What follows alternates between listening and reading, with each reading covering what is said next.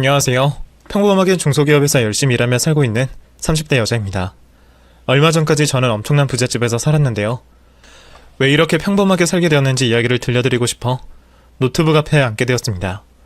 반전이 있는 사연이니 재밌게 들어주시면 감사하겠습니다. 저는 형편이 넉넉지 않은 집안에서 나고 자랐어요. 부모님은 두 분 다 가난하게 자란 데다 몸도 성치 않아서 일용직을 하시면서 모아지는 돈은 거의 없고 하루하루 겨우 입에 풀칠하고 살았답니다. 그래서 전 몸이 불편하고 힘들게 사시는 부모님을 하루빨리 편안하게 모시고 싶어서 고등학교 졸업하자마자 중소기업에 취직을 했어요. 어차피 공부도 잘 못하고 꿈을 가지고 있는 게 아니었기 때문에 성인이 되자마자 가장이 되기로 한 거죠. 10년을 쉼없이 달렸더니 제가 부모님께 작은 평수의 빌라를 마련해 드렸답니다. 물론 부모님은 받지 않으려고 하셨지만 제가 부모님 명의로 사버리는 바람에 받으실 수밖에 없었죠. 그래서 작은 빌라에서 세 식구의 보금자리로 지냈고 저는 경력이 어느 정도 쌓여서 더 나은 회사로 이직했습니다. 중견기업이었는데 보수도 좋고 대우가 좋아서 10년간 다니던 직장에 미련 하나 두지 않고 떠나게 되었답니다. 그런데 월급을 많이 주는 만큼 일도 많이 시켰어요. 매일 연장 근무를 해야 하는 건 기본에다가 주말에도 부르면 무조건 나가야 했죠. 30대를 그렇게 바쁘게 시작하니 연애나 결혼은커녕 개인 시간을 내는 것도 어렵더라고요. 사람들이 먹고 사느라 바쁘다는 말이 어떤 건지 한 살 한 살 더 먹어가며 아주 잘 알게 되었죠. 그래서 부모님과 같이 살며 주어진 일에 최선을 다하며 사는 게 저의 삶이자 미래라는 생각이 들어 바쁜 삶을 계속해서 살았답니다. 그런데 이듬해 피곤함에 찌들어 있던 저에게 우연히 찾아왔습니다. 고등학교 남동창을 퇴근길에서 만나게 되었습니다. 저는 그다지 반가운 마음이 들지 않았는데 그 친구는 저를 보자마자 크게 기뻐하며 악수를 청하더라고요. 너 예진이 맞지? 나 박남현. 우리 고등학교 동창이잖아. 아, 남현이구나. 오랜만이네. 너 많이 변해서 못 알아보겠어. 아, 그래? 칭찬이지? 그래. 멋있어졌네. 고맙다 예진아. 야, 그런데 넌 고등학교 때랑 똑같다. 하나도 늙지 않았어, 어? 내가 좋아하던 수수하고 예쁜 얼굴 그대로야. 은근슬쩍 저를 좋아했다는 말을 하길래 조금 부끄러웠습니다. 그래서 전 농담하지 말라고 했는데 남현이가 진심으로 저를 짝사랑했다는 말을 하더라고요. 예진아, 내가 너 엄청 좋아했었잖아. 다른 애들은 다 알고 있었는데 넌 몰랐었구나. 아, 이거 좀 섭섭한데? 아, 그랬었어? 미안. 내가 눈치가 좀 없는 성격이라. 아무튼 반가웠어. 난 집에 빨리 가봐야 해서 먼저 갈게. 별로 반갑지 않지만 대충 인사를 하고 남현이를 피하려고 했어요. 그런데 불쑥 제 손목을 잡더니 잠깐만 예진아, 연락처 좀 알려주라. 우리 나중에 밥이라도 한번 먹자 하고 말하더라고요. 길거리에 사람들의 시선이 집중이 되기도 했고 제가 번호를 알려주지 않으면 실랑이가 일어날 것 같아 그냥 번호를 알려주었답니다. 나중에 연락이 오면 차단해야겠다는 생각을 하면서 말이죠. 그날 밤 바로 만나서 좋았고 반가웠다는 문자가 왔는데 답장은 하지 않았습니다. 제가 한가하게 동창이랑 만나서 밥을 먹고 수다 떠는 건 낭비되는 시간이라 여겨져서 가볍게 무시해버렸죠. 그런데 남현이는 저에게 진짜 관심과 호감이 있었는지 한 달 내내 문자를 하더라고요. 제발 밥 한번 먹어달라며 애원까지 하면서 말이죠. 저를 만나고 싶어 이 정도로 안달난 사람을 겪어보지 못한 저는 어느새 마음이 조금 열려서 남현이를 만나기로 했답니다. 그래서 우연히 마주쳤던 날부터 2달 뒤에 다시 만나 식사를 하고 커피까지 마셨네요. 여러 대화를 나누었는데 남현이가 저를 보는 따뜻하고 애정어린 시선을 느끼게 되었습니다. 여전히 저를 좋아하고 있다는 말까지 듣게 되자 몹시 떨렸답니다. 연애세포가 모두 죽어있어서 설레는 감정을 잊고 지내고 있었는데 남현이의 계속되는 애정공세와 고백으로 저도 여자구나 하는 생각이 들었네요. 그래서 고등학교 동창이자 저를 오랜 시간 짝사랑해온 남자와 연애를 시작하게 되었는데 그동안 개미처럼 살아온 저에게 배짱이 같은 시간이 주어지게 되었죠. 매일 하던 야근을 줄여가며 남현이를 만났고 주말에도 일 대신 데이트를 하며 달콤한 시간을 보냈답니다. 그제야 왜 이렇게 앞만 보고 미련하게 달렸을까 하는 생각을 하며 하고 싶은 연애와 취미생활을 즐기며 살아야겠다고 다짐했답니다. 여하튼 1년의 연애를 하고 나자 남편이가 결혼하자고 프로포즈를 했습니다. 저는 아직 준비가 되어 있지 않아서 나중에 하자고 미뤘는데 자기가 다 알아서 할 테니 몸만 오라고 하더라고요. 양심이 없긴 하지만 저도 그와 결혼이 하고 싶었고 기댈 수 있는 사람이 매일 옆에 있었으면 하는 바람이 있었습니다. 그래서 프로포즈를 받아들이며 남편이 아내가 되기로 했네요. 저희 부모님은 남편이가 사업하는 능력 있는 남자인데다 인물도 훤칠하고 성격까지 호탕하다며 굉장히 흡족해 하셨습니다. 당신들 때문에 제가 고생할 일은 더는 없을 것 같다며 남편이의 손을 잡고 고맙다고 인사하며 결혼 허락을 해주셨습니다. 그리고 남편이의 집에 인사드리러 가게 되었는데 저는 예비시댁 앞에 도착하자 소스라치게 놀라고 말았답니다. 여기가 너희 집이야? 이 초아 주택이 너희 집이라고? 나 못 들어가겠다. 부담스러워서 이 결혼을 다시 생각해야겠어. 놀랐구나. 이래서 내가 말하지 않은 거야. 결혼을 포기하겠다고 말할 줄 알았다니까. 그런데 예진아, 이런 좋은 집에 사는 사람도 다 똑같아. 것만 다른 거니까 부담 갖지 마. 우리 부모님도 이 사정 다 알고 계셔. 나에 대해 다 아시는데 집으로 오라고 하셨다고? 내가 여길 들어갈 자격이 있는지 모르겠어. 나 너무 떨려. 그러자 라면이가 제 손을 꼭 잡고 시댁 대문을 열고 들어갔습니다. 이윽고 넓은 텃밭이 눈에 들어왔고 주렁주렁 매달린 감나무가 보였습니다. 이런 마당이 있는 집은 드라마에서나 존재하는 줄 알았는데 제 시댁이 될 곳에서 처음 보게 되었네요. 마당을 걸어 곧 현관문 앞에 다다랐고 시어머니가 문을 열어주시며 환한 미소를 보이셨습니다. 어서 와. 듣던 대로 예쁘장하게 생겼네. 우리 아들하고 동창이라고? 두 사람이 인연은 인연인가 보네. 처음 뵙겠습니다, 어머님. 초대해 주셔서 감사해요. 감사는 무슨. 예진이 네가 우리 가족이 된다니까 벌써 설렌다고. 어여 들어와서 밥부터 먹자. 시어머니의 환대에 긴장을 풀고 집 안으로 들어가게 되었는데 시아버지 역시 저를 기쁜 표정으로 맞아주셨습니다. 우리 집에 새로운 식구가 찾아왔구만. 응? 반갑네. 아버님 안녕하세요. 처음 뵙겠습니다. 우리 처음이 아닐 텐데. 내가 남현이 고등학교에 찾아간 적이 있었는데 그때 예진이 너를 본 적이 있었어. 아주 귀엽고 예뻐서 얼굴을 외워두고 있었지. 그런데 이렇게 다시 만나게 되니 아주 좋은걸? 그러셨어요? 감사해요. 아무쪼록 잘 부탁드립니다. 부탁은 우리가 해야지. 남현이랑 만나줘서 고맙고 결혼까지 해준다고 하니 덜 나이 없이 고맙네.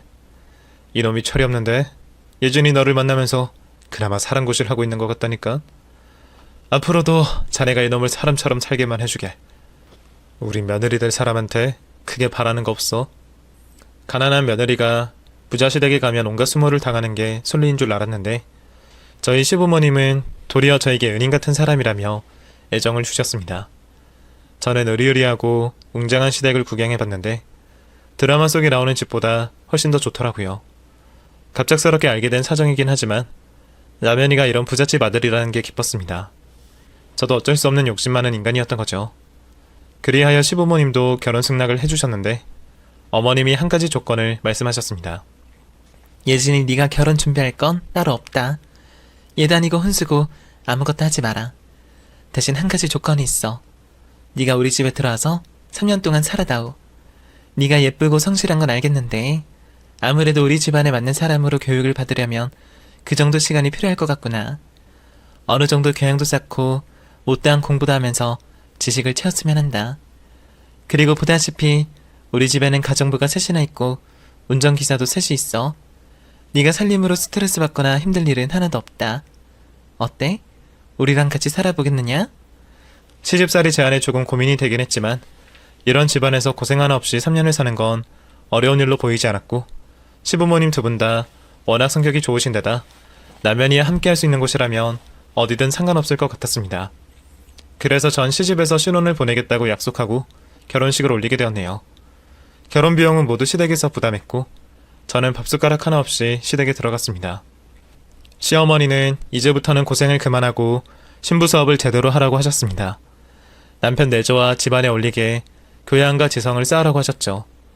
이에 저는 감사한 마음으로 회사를 그만두었고 편히 앉아 책을 읽거나 공부를 하며 낮 시간을 보냈답니다. 식사는 모두 가정부 이모님들이 해주셨는데 음식 맛이 얼마나 맛있던지 웃음이 절로 나왔어요. 그래서 가정부 이모님들과 수다를 자주 떨었답니다. 이모, 이 반찬들 만드는 거 저도 좀 가르쳐 주세요. 저희 엄마가 해주신 것보다 훨씬 더 맛있어요. 작은 사모님, 음식은 저희가 항상 해드리니 따로 배우실 필요가 없어요. 사모님이요? 이모님, 그냥 편하게 새댁이라고 불러주세요. 저한테는 격식 같은 거 차리지 않으셔도 됩니다. 그리고 나중에 분가해서 남편이랑 둘이 살면 제가 음식을 해야 하니까 이모님들이 가르쳐 주시면 얼마나 좋겠어요. 아, 그래요? 그럼 새댁, 반찬 만들 때마다 옆에서 구경하고 배우세요. 필요하시면 레시피랑 재료들 모두 가르쳐 드릴게요. 와, 정말요? 감사합니다, 이모님. 제가 한 발 다가가자 가정부들은 시부모님과 있을 때 표정이 아닌 다정한 얼굴이었어요. 제가 다른 건 몰라도 친화력이 좋은 바람에 조금씩 가까워질 수 있었어요. 그리고 시어머니가 공부하라고 하셔서 서예와 영어학원, 그리고 시어머니 교수 친구의 대학에 가서 교양 수업을 듣게 되었습니다. 대학에 가서 배우지 못했으니 이제라도 교양과 지식을 쌓길 바란다고 하셨죠. 그래서 저는 기사님이 운전해주는 시댁차를 편하게 타고 다녔습니다. 이런 호사를 누리니 진짜 부잣집 사모님이 된 기분이었습니다. 그런데 운전기사님이 강원도 사투리를 쓰시길래 더 정감이 갔습니다. 저도 고향이 강원도였으니까요. 기사님 고향이 어디세요? 저는 강원도 춘천인데. 아, 정말이래요. 나는 춘천에 산 적이 있더래요. 태어나고 자란 곳은 정선이고 춘천의 제2고향이에요.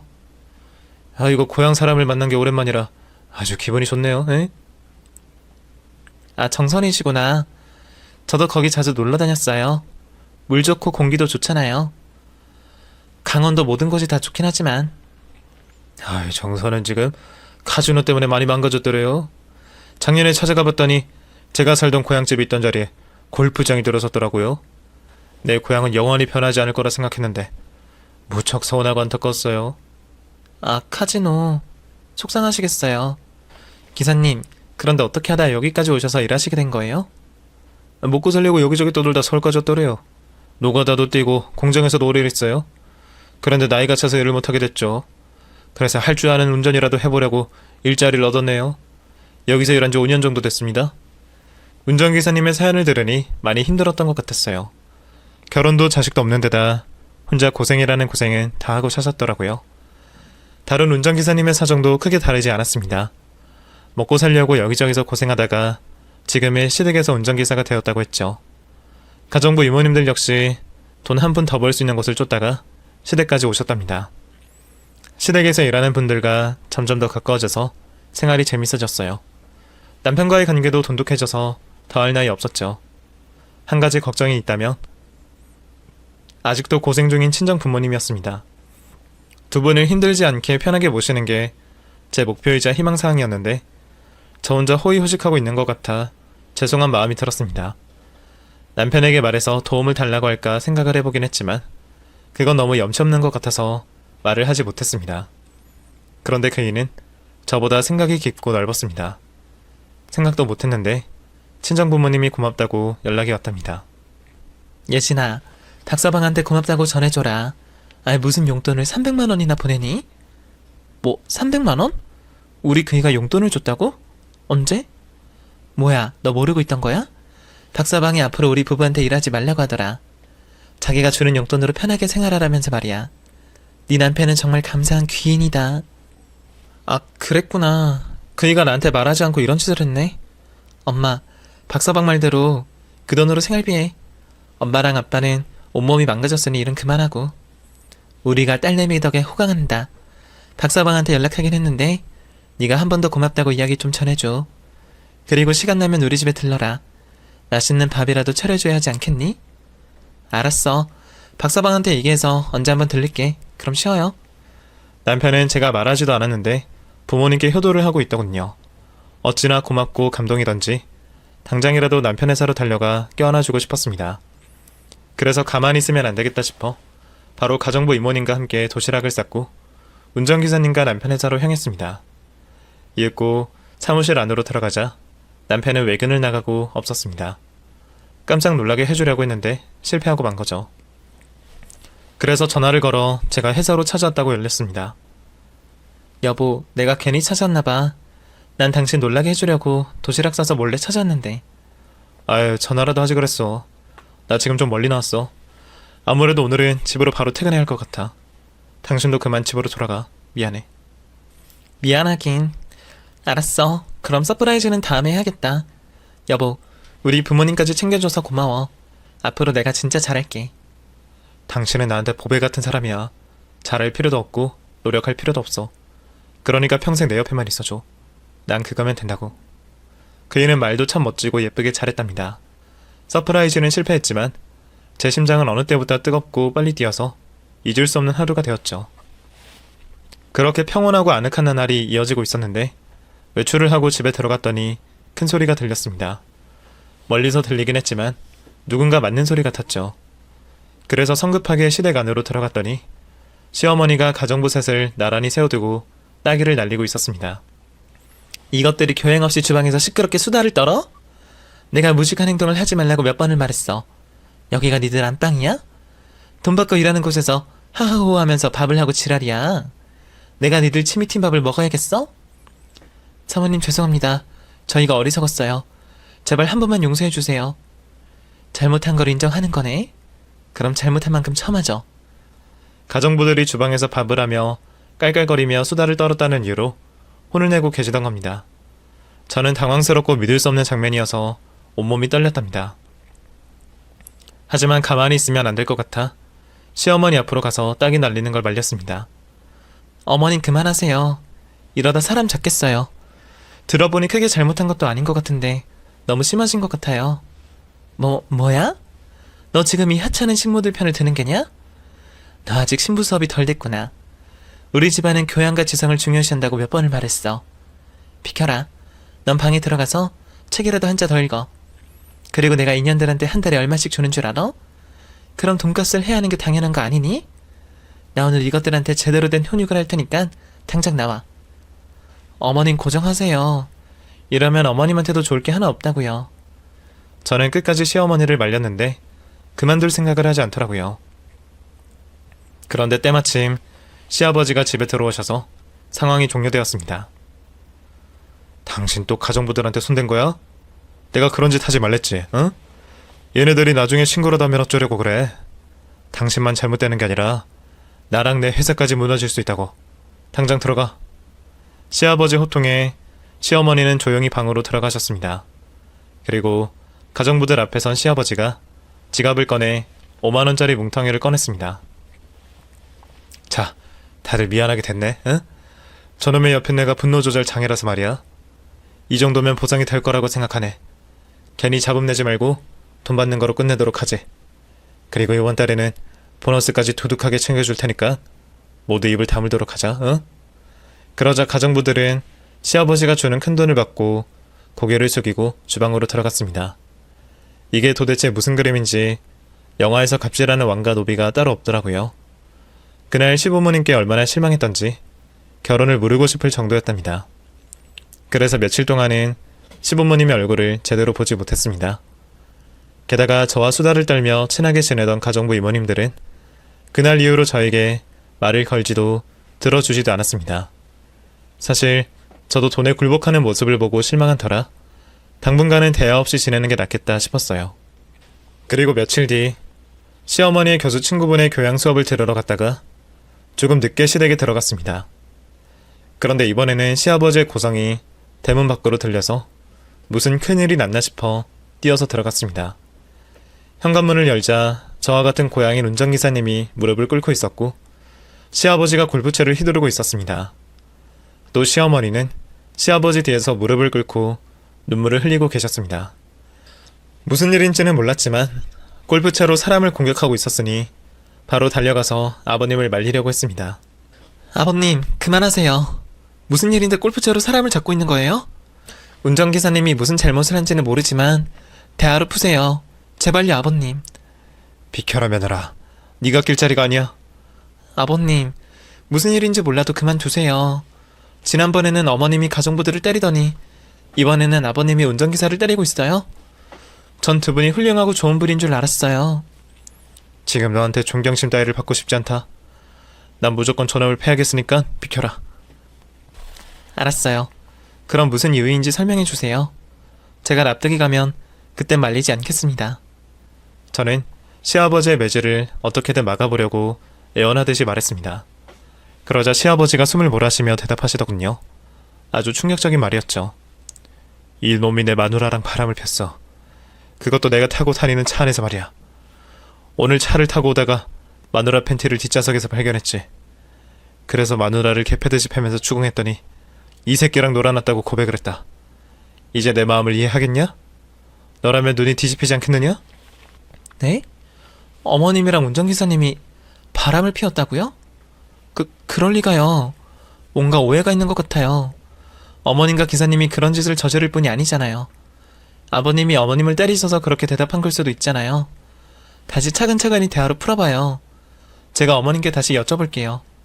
어머님, 진짜 운전기사님과 바람을 피우셨나요? 시어머니는 말없이 고개를 끄덕이셨습니다. 정말 놀랄 일이었죠. 이에 시아버지는 다시 분노를 표출하셨습니다. 내 말이 맞잖아. 그러니 빨리 비켜라. 난 지금 이성을 잃어서 가만히 있을 수가 없어. 대화 따위 필요 없으니 어서 나오란 말이야. 저 오갈데 없는 거지 새끼를 거둬줬더니 감히 은혜를 이따위로 갚아? 응? 저는 순간 얼음이 되어서 몸을 움직이지 못했는데 그때 남편이 제 어깨를 붙잡고 옆으로 비켰습니다. 그러자 시아버지의 골프채 공격이 이어졌고 운전기사님은 비명을 지르며 억울함을 호소했답니다. 사장님, 전 진짜 아니라니까요? 아니 제가 왜 사모님과 바람을 피우겠어요? 오해입니다. 사모님, 왜 거짓말을 하세요? 에? 제가 아니잖아요. 빨리 해명 좀 해주세요. 닥치지 못해? 내 마누라가 이실 짓고 있는데 끝까지 아니라고 잡아대면 내가 믿어줄 것 같으냐? 넌 내가 타고 다니던 차 안에서 내 마누라가 그 짓거리를 했어. 이 더럽고 오만한 놈아. 사장님, 전 아니에요. 사모님이 거짓말을 하시는 거라고요. 운전기사님은 억울하다고 연신 외쳤지만 아무도 그를 믿어주지 않았습니다. 거의 피멍이 들어 쓰러진 기사님을 본 시아버지는 그제야 골프채를 내려놓으시며 말씀하셨습니다. 꺼져, 이 배어망덕한 놈아. 넌 퇴직금은 고사하고 이번 달 월급도 없는 줄 알아라. 그리고 네 놈이 어디 가서 운전기사 노릇 못하도록 블랙리스트로 올릴 거야. 네 놈이 할 수 있는 일이 뭐가 되었든 간에 아무것도 못하면 살게 해주겠어. 생 지옥이 뭔지 보여줄 테니까 각오를 단단히 하는 게 좋을 거야. 사장님, 저는 진짜로 아닙니다. 운전기사님이 바닥을 기는 동안 아무도 도와주지 않아 제가 팔을 잡아드리며 일으켜드렸습니다. 그리고 현관 밖을 조심조심 걸어서 빠져나왔어요. 기사님이 안쓰럽긴 했지만 시어머니와 불륜을 저질렀으니 불쌍하거나 안쓰럽게 보이진 않았어요. 아저씨는 힘들게 입을 떼면서 저에게 변명을 시작했습니다. 세댁, 난 아니에요. 절대 당신 시어머니와 부적절한 관계를 가진 적이 없다고요. 억울합니다. 진짜 억울해요. 그만하세요. 시어머니가 이실 짓고 했다는데 끝까지 잡아떼시면 누가 믿어줄 것 같아요? 그냥 조용히 나가세요. 그리고 다시는 얼씬도 하지 말고요. 그러자 기사님이 저에게 증거가 있다는 말을 꺼내더군요. 세댁, 나한테 증거가 있어요. 내가 입을 열면 큰 파문이 생길까봐 참고 있었는데 아무래도 억울해서 안 되겠어요. 세댁이 나의 억울함을 풀어줘요. 나보다 훨씬 똑똑한 세댁이라면 그래줄 수 있을 겁니다. 도대체 무슨 증거가 있다는 건데요? 세댁, 아니 사모님, 이 집 비밀을 보여줄게요. 내가 진실을 보여줄 테니 사모님도 정신 차리고 여기서 벗어나세요. 아저씨, 자꾸 이상한 소리 하실래요? 왜 자꾸 이간질해서 우리 식구들을 괴롭히려고 하는 거예요? 내가 비밀을 보여줄 테니 그것만 봐주세요. 그걸 보고도 날 믿지 못한다면 조용히 사라질게요. 기사님이 진지한 얼굴로 저에게 부탁한다며 아주 잠깐이라도 시간을 달라고 애원했답니다. 그래서 뭐가 됐든 기사님이 보여주는 게 뭔지 확인이라도 해봐야겠다 판단했습니다. 시댁 주택 안에 따로 주차장이 있었는데 거기로 저를 안내하더니 조수석 서랍에서 USB를 하나 꺼내더라고요. 거기에 모든 진실이 들어있다면서 확인해보라고 하더군요. 저는 영어학원에 다녀오며 급하게 시댁에 들어가는 바람에 다른 기사분의 차에 노트북을 두고 내렸습니다. 그래서 바로 옆에 주차되어 있던 차에서 제 노트북을 꺼내 영상을 바로 확인할 수 있었습니다. 노트북이 켜지자마자 USB를 꽂고 여러 영상 중 맨 위에 있는 파일을 더블 클릭했답니다. 이윽고 시어머니가 다른 남자와 차 안에서 그 짓을 하는 모습이 적나라하게 찍혀있더군요. 남자는 운전기사님이 아닌 남자였어요. 이 사람이 우리 어머님 맞죠? 같이 있는 남자는 기사님이 아니네요? 도대체 누구죠? 그게 관건이에요. 사장님의 라이벌 회사의 수장인 남자입니다. 사장님이 극도로 싫어하는 사람인데 사모님과 열렬하게 사랑하고 있는 중입니다. 그럼 다음 영상을 틀어보시죠. 작은 사모님. 저는 너무 놀라 손끝부터 온몸이 부들부들 떨렸습니다. 하지만 영상을 모두 확인해야 할 것 같아서 다음 영상을 켰답니다. 역시나 시어머니의 불륜 영상이었는데 이번에는 다른 남자였습니다. 제 남편보다 젊은 사람이었죠. 운전기사님은 시어머니가 남성 편력이 워낙 심해서 돈으로 꼬셔서 많은 남자들과 차에서 이런 짓을 저지르고 있다는 말을 하더군요. 여기까지 알게 되자 어떻게 해야 할지 모르겠더라고요. 이 사실을 시아버지께 전하면 보나마나 집안에 큰 파장이 생길 게 뻔했으니 입을 다물어야 할지 진실을 밝혀야 할지 헷갈리더라고요. 시어머니의 여러 영상을 확인하고 다음 영상을 클릭했는데 저는 소름 끼치도록 놀라고 말았답니다. 이번에는 영상 주인공이 시아버지였습니다. 저와 비슷한 또래의 여자들과 그 짓을 하는 걸 보고 말았죠. 수십 개의 영상을 확인했더니 시부모님은 두 분은 끼리끼리였습니다. 두 부부가 얼마나 더럽고 추악하던지 제 앞에서 보인 모습은 모두 가식이라는 걸 알게 되었습니다. 게다가 차 안에서 펼쳐지는 다른 짓도 보였는데 뇌물을 받아먹는 시아버지의 영상이 보였습니다. 불법적인 행위를 저지르며 부자가 된 것 같더라고요. 저는 거의 반쇼크 상태가 와서 몸을 움직일 수 없었습니다. 그러자 운전기사님이 다른 영상도 모아두었다며 저 대신 노트북의 엔터를 눌러주셨습니다. 그러자 제 눈앞에 펼쳐진 남편의 불륜 영상이 시작되었습니다. 오로지 저만 사랑하고 바라볼 줄 알았던 남편이 수십 명의 여자와 그 짓거리를 하는 걸 두 눈으로 보게 된 거죠. 또 제가 남편 회사에 도시락을 싸서 갔을 때 전화 받는 장면이 보였습니다. 그이는 여자와 그 짓거리를 하면서 제 전화를 받았습니다. 여보, 연락도 없이 왜 사무실로 갔어? 나 멀리 외근 나가서 바로 집으로 퇴근해야 할 것 같아. 다음부턴 연락하고 와. 그래, 끊어. 오빠 마누라야? 오빠는 거짓말도 잘하네. 나랑 있는 게 외근인 거야? 그럼 우리 미미랑 만나는 게 외근이지 아주 중요한 일이지. 오빠 마누라는 아무것도 몰라? 오빠가 카사노바인 걸 말이야? 당연히 모르지. 걔는 멍청하고 둔해서 상상도 못할 거야. 아직도 걔는 내가 쟤를 사랑하는 줄 안다니까. 부모님이 하도 결혼하라고 부축해서 집안에 짱 박아 놓을 년을 데려 앉혀둔 건데 말이야. 내 애나 낳아주고 길러줄 부모인 거지 뭐. 난 이대로 자유롭게 많은 여자를 만나면서 살 거야. 우리 미미도 그 중에 한 사람이고. 남편과 상간녀의 대화를 듣자 눈물이 나더군요.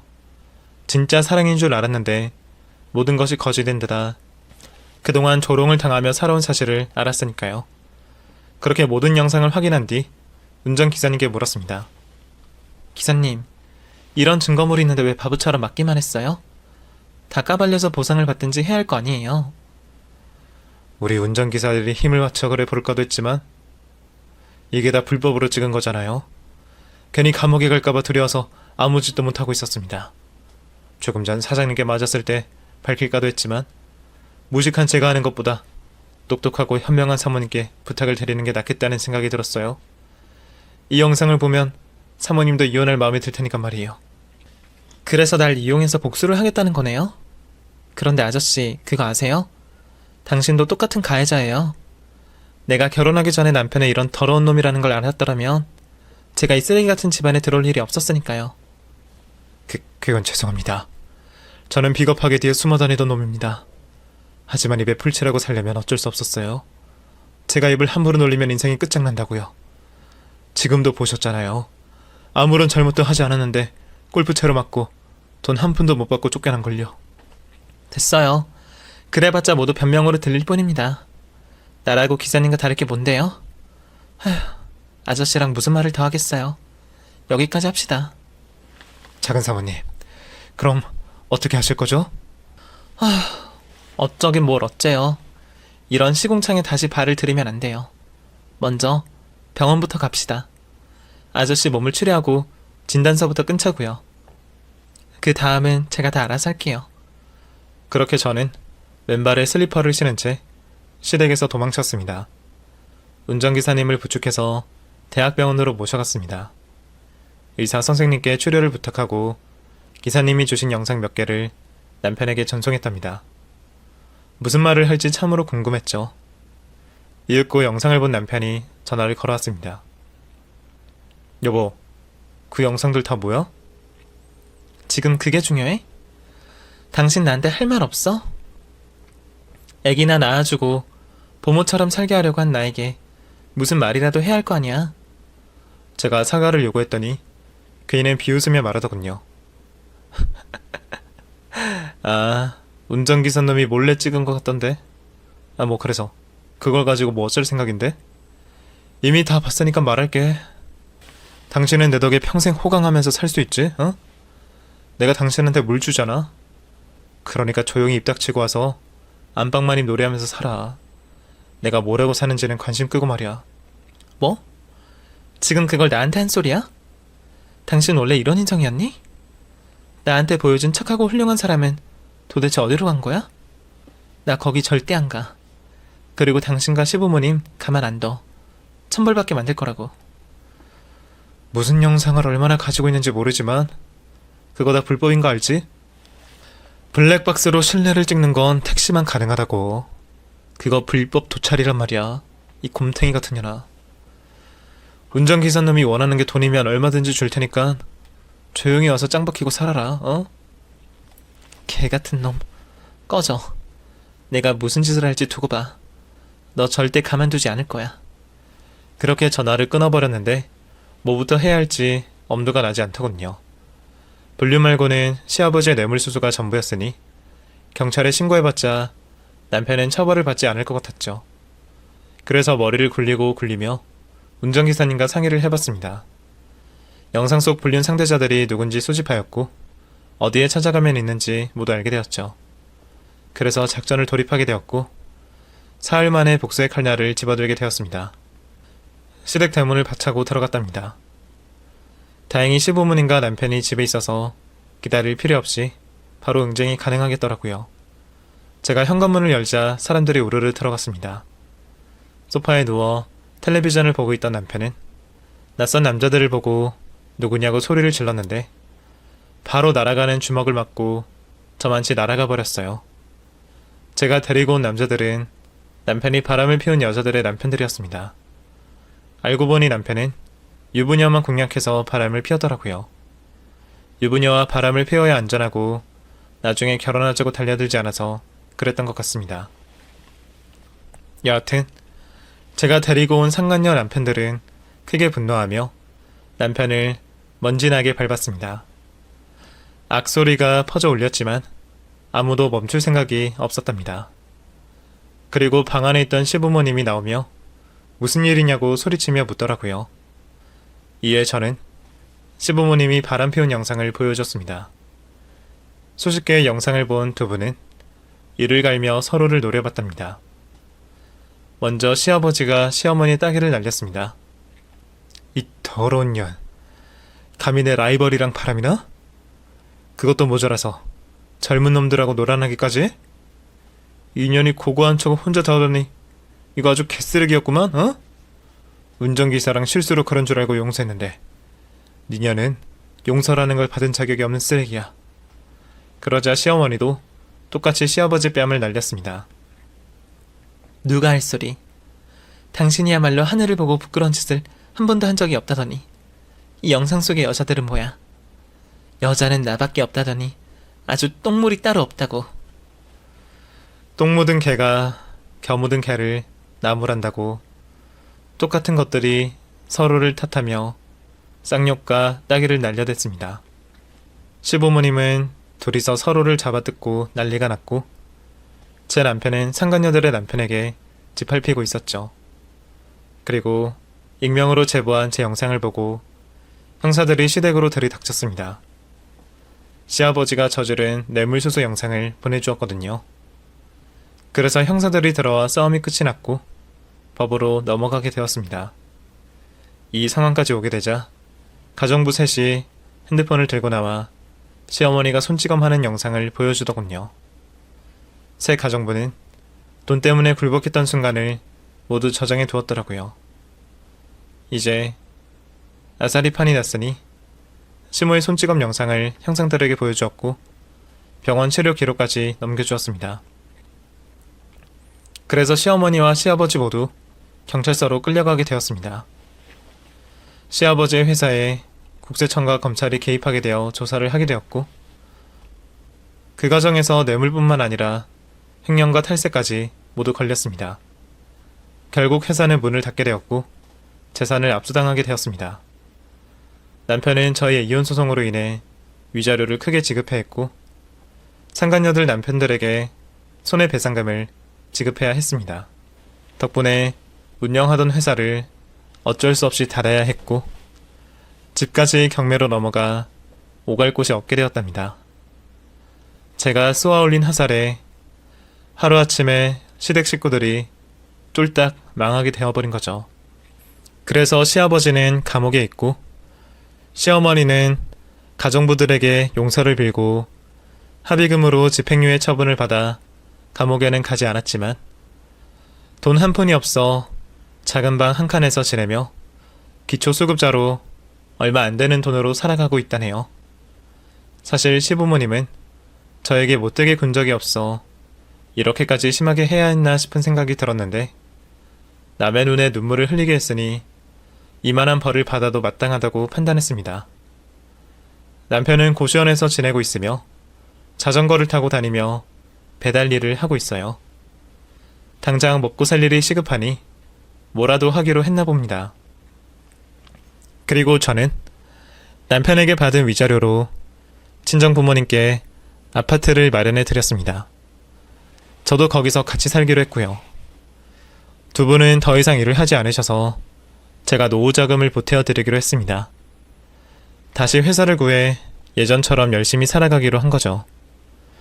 한 달에 300만 원 남짓밖에 벌지 못하지만 저의 씀씀이를 아끼고 부모님의 노후를 위해 적금하고 있답니다. 그런데 뒤늦게 알게 된 사실이 있었어요. 남편이 저희 부모님께 용돈을 드리며 사망보험을 들어 놓았나 보더라고요. 수혜자가 남편 이름으로 된 걸 보자 기가 막히고 황당하더군요. 그 인간이 얼마나 쓰레기인지 알게 되었으니 이 보험의 목적도 대충 알 것 같더라고요. 착한 척하며 용돈을 많이 주는 사이 노릇을 하지만 훗날 저희 부모님이 돌아가시면 수억 원대의 보험금을 받아 챙길 계획이었던 겁니다. 정말이지 남편이 어떤 놈인지 일찍 깨달아서 빨리 끝낸 걸 다행으로 생각해요. 만약 더 늦어졌다면 무슨 무서운 짓을 했을지 모를 일이죠.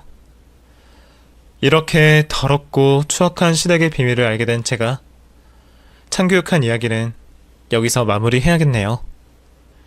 세상에는 가면 쓰고 사는 사람이 너무 많은 것 같습니다. 여러분 곁에도 이런 인간이 있다면 용기를 내어 벌을 주시길 바랍니다. 저의 사연은 여기까지입니다. 그럼 저는 이만 물러갈게요. 여러분 모두 건강하시고 행복하시길 바랍니다. 안녕히 계세요.